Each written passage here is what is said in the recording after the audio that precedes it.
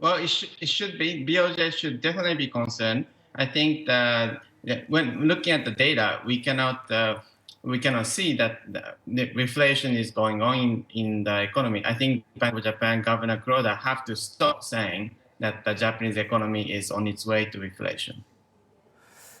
Here's the thing, though. You know, when you break it down, you look at, we mentioned that small companies are also not feeling so confident. But when you take a look at non-manufacturers, that is the services side in Japan is still very much a consumption economy. Don't things look a little bit better?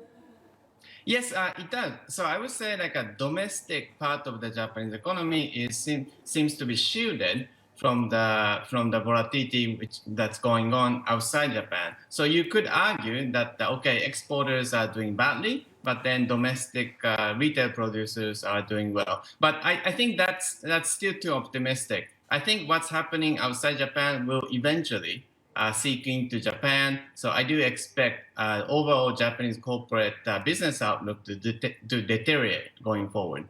Okay, and if you think this is going to be enough to push the BOJ to act, how soon do you think? When? Well, so it depends on the financial climate. As you can see, like a Nikkei is actually starting to tank again. I think there has been some kind of price keeping operation going on, ahead of a fiscal year end. But then now that the fiscal year end is over, I think there is no such support. So if the financial condition will deteriorate rapidly going forward, I think BOJ has no choice but to step in. Oh, okay, and you mentioned, you brought this up a few seconds ago, the yen forecast or assumptions in the latest Tankan at about 117-ish versus 119-ish in the previous Tankan. What does that say to you?